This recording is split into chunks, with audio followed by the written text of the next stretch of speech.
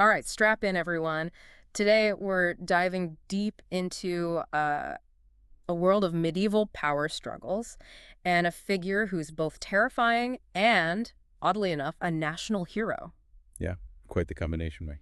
Ready to unpack Vlad the Third, better known as Vlad the Impaler. Oh, absolutely. It's fascinating, isn't it? Most people know him as the inspiration for Dracula, Right. but we're going beyond the vampire myth today. Exactly. Using Vlad the Impaler's Wikipedia article as our main source, we're separating the historical man from the fictional monster. Yeah, and that's what makes this so intriguing. Was he really as bloodthirsty as they say? Or is Yeah. there more to the story? Well, that's what we're here to find out. Yeah, and trust me, it's going to be a wild ride. One thing that jumps out from the start is the historical context. Vlad was born into a world of intense conflict.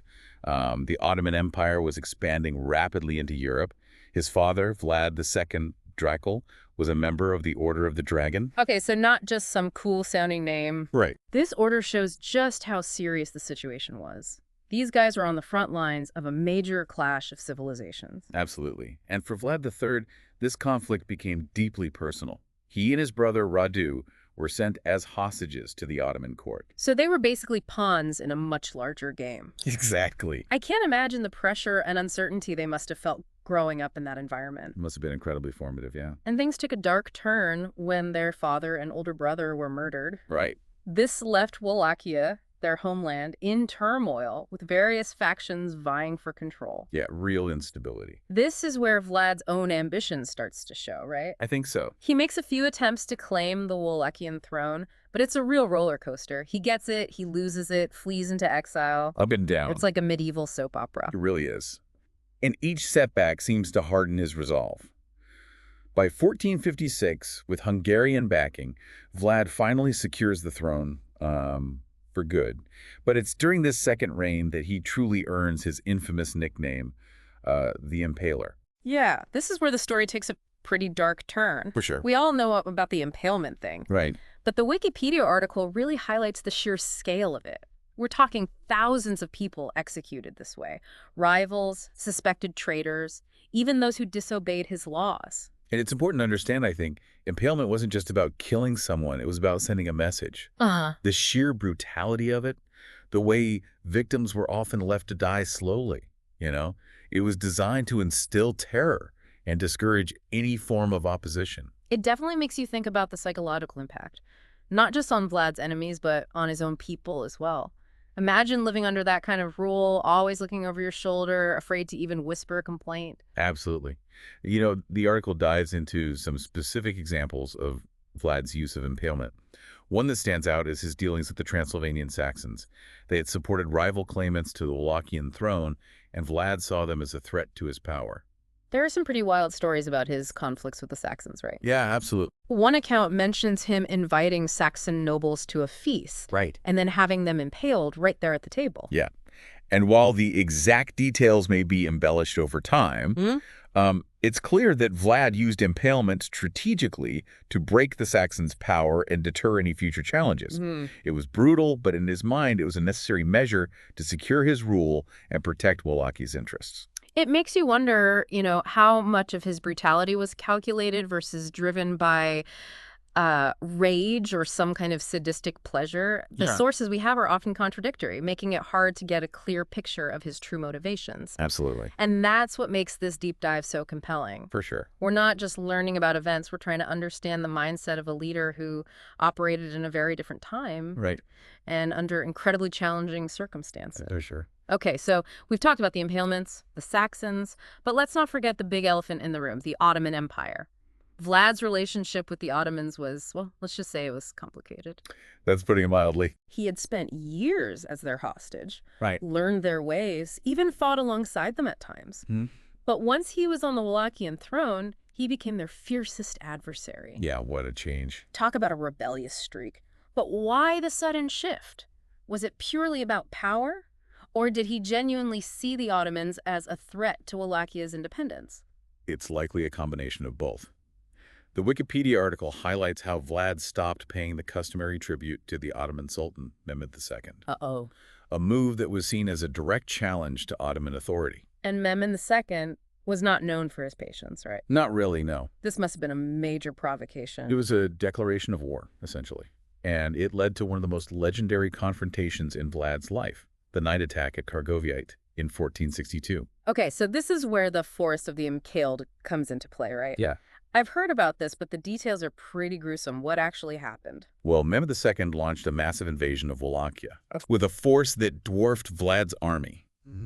Vlad, knowing he couldn't win a conventional battle, resorted to guerrilla tactics, ambushing Ottoman supply lines, harassing their troops, and he wasn't shy about using psychological warfare. Hence the forest. Exactly.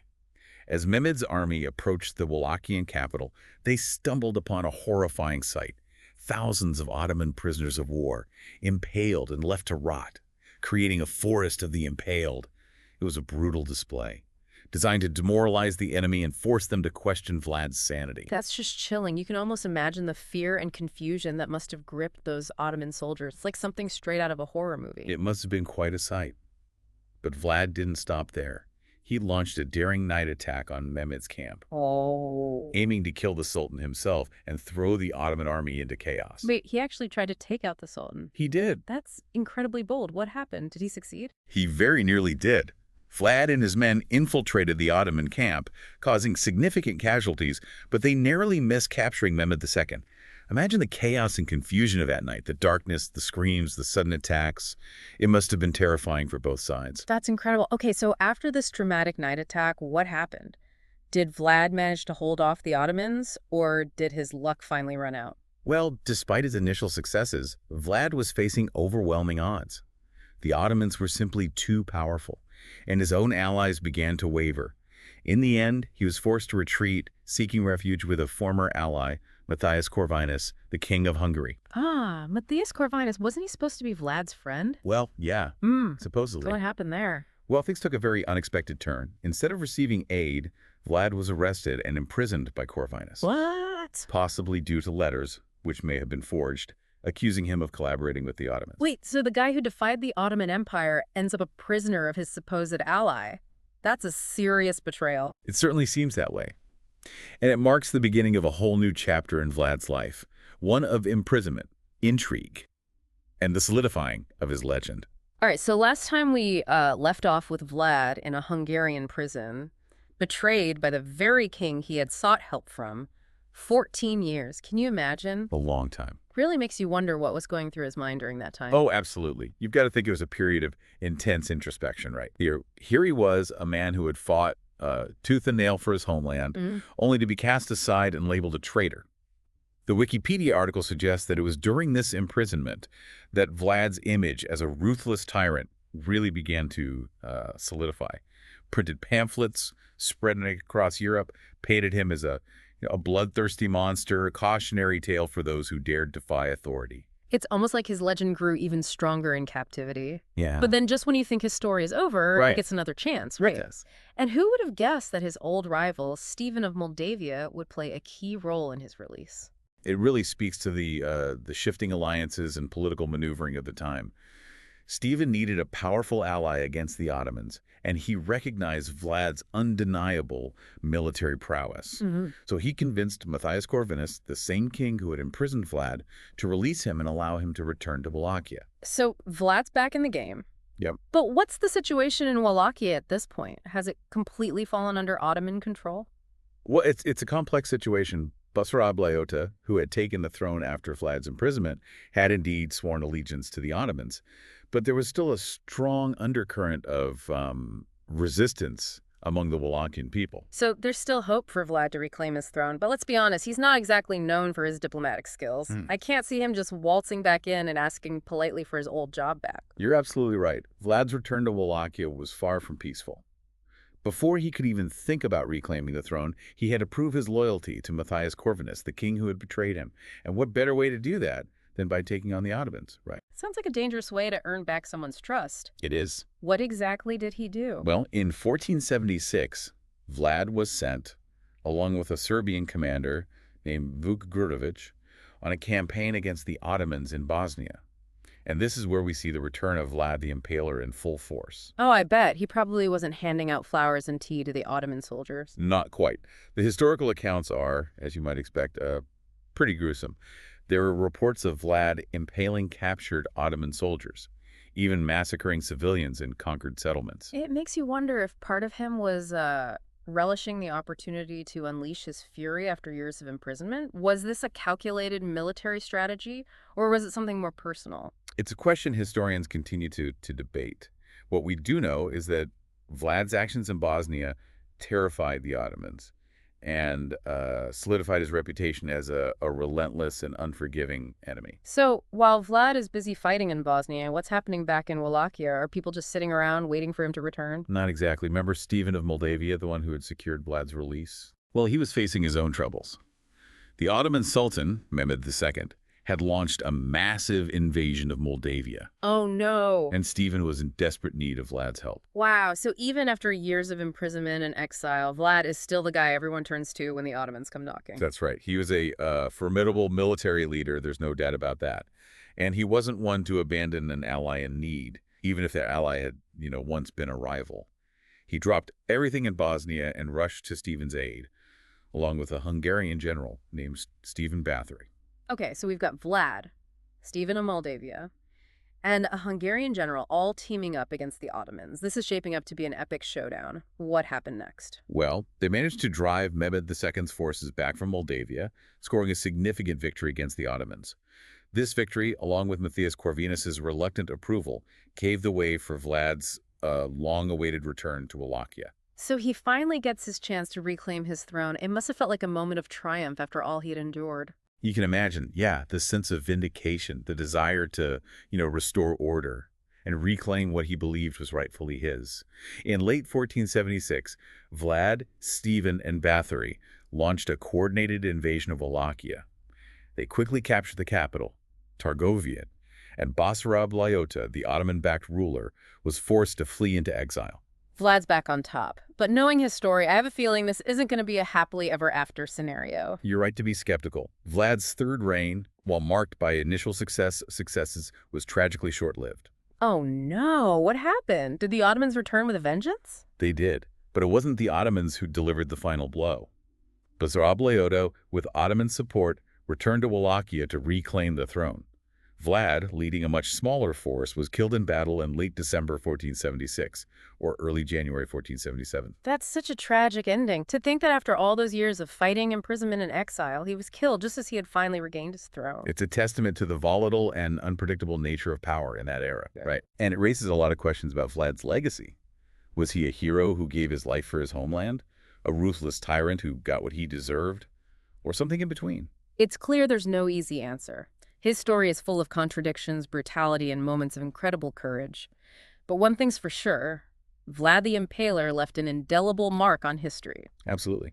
And his story didn't end with his death. In fact, in many ways, it was just the beginning. Right. The legends, the myths, association with vampires, all of that came after his death. And that's what we'll explore next, how Vlad the Impaler, the historical figure, transformed into Dracula, the legendary monster. It's amazing how Vlad the Impaler's story continues to capture our imaginations centuries later. We've talked about his brutal tactics, his battles against the Ottomans, his dramatic rise and fall from power. But it seems like his afterlife, so to speak, is just as intriguing as his actual life. Yeah, I think that's right. It's a testament to the power of storytelling, right? Yeah. And how history can be reshaped and reinterpreted over time. In Vlad's case, the line between fact and fiction gets, really blurry, especially when you consider his connection to Dracula. Right. It's almost impossible to talk about Vlad the Impaler without mentioning the vampire connection. But what's interesting is how that association really took off after his death. Yeah, that's true. The Wikipedia article talks about how, in the decades following Vlad's death, printed pamphlets and stories circulated throughout Europe portraying him as a bloodthirsty monster, a figure of pure evil. These accounts often exaggerated his cruelty, sometimes even attributing supernatural powers to him. So it's like his reputation as a cruel tyrant morphed into something even more sinister, more monstrous. But why vampires? Was there something about Vlad's story that lent itself to that particular myth? Well, remember that in the late 15th and early 16th centuries, there was a growing fascination with the occult and the supernatural across Europe. Mm. People were grappling with plagues, wars, religious upheavals. It was a time of great uncertainty and fear. So in a way, Vlad's story tapped into those existing anxieties about evil and the unknown, his reputation for brutality, the impalements, the night attack, it all added to the mystique. Exactly. And then in the late 19th century, Bram Stoker comes along and writes Dracula, drawing inspiration from Vlad's story and solidifying the vampire connection in popular culture. It's funny to think that a 15th century Wallachian prince becomes the model for one of the most enduring monsters in literature. But what's interesting is that Stoker's Dracula doesn't really resemble the historical Vlad all that much. That's true. Stoker took some creative liberties, shall we say. Right. He borrowed Vlad's name and the Dracula moniker, which means son of the dragon. But he created a fictional character with supernatural abilities and motivations that go far beyond anything the historical Vlad was accused of. So it's like Vlad's image provided the raw material, the seed for Stoker's imagination to take root and grow into something entirely new. Yeah, exactly. And that's what makes this so fascinating. It shows how history can be a source of inspiration for art and literature, but it's also a reminder that we need to be careful about separating fact from fiction. The Dracula we see in movies and books is a far cry from the complex and controversial figure who ruled Wallachia in the 15th century. Okay, but before we wrap up, there's one more detail I have to ask about. It's mentioned in the Wikipedia article, and it's a bit strange. Apparently, there's some evidence suggesting that Vlad may have suffered from a condition called hemolacria. Ah, yes, the tears of blood theory. Yeah. It's definitely one of the more intriguing aspects of Vlad's story. So is this legit? Did he actually cry tears of blood? And if so, what does it mean? Well, recent research based on analysis of letters written by Vlad has found traces of proteins that could be consistent with hemolacria. It's not conclusive proof, but it's certainly a possibility. Wow, that's wild. You can't make this stuff up. But what would cause someone to cry tears of blood? Was it some kind of medical condition? Or were people back then interpreting it as a sign of something more sinister? It's hard to say for sure. Hemolacria is a rare condition that can be caused by a variety of factors, infections, inflammation, or even tumors. But in Vlad's time, it likely would have been seen as something much more mysterious, perhaps even a sign of divine wrath or demonic influence. Can you imagine the effect that would have on people? Yeah. To see their ruler literally crying tears of blood, it must have added to his aura of fear and mystery. Absolutely. It makes you wonder how this condition, if indeed he had it, might have shaped his own self-perception. Did he see it as a curse, a sign of his own inner turmoil, or did he use it to his advantage, further solidifying his image as a formidable and perhaps even otherworldly figure? It's a fascinating question, and it just goes to show that even after all this time, Vlad the Impaler continues to surprise us. His story is a tapestry woven from history, legend, and just a touch of the macabre. It really is. And it's a story that continues to resonate with us today. It forces us to confront the complexities of human nature, the nature of power, and the enduring allure of the unknown. Well said. And on that note, I think it's time to wrap up this deep dive into the life and legacy of Vlad the Impaler. We've covered a lot of ground, from his brutal tactics to his unexpected connection to vampires. And we've only scratched the surface. There's so much more to discover about this fascinating historical figure. So to you, dear listener, I say this: don't let our deep dive be your final word on Vlad the Impaler. Explore the source material, delve deeper into the historical accounts, and draw your own conclusions. Was he a hero? A villain? Or something in between? The answer, like so much of history, is likely somewhere in the shadows waiting to be uncovered. Tell us what you think about this episode. Thanks for watching, and see you in the next one.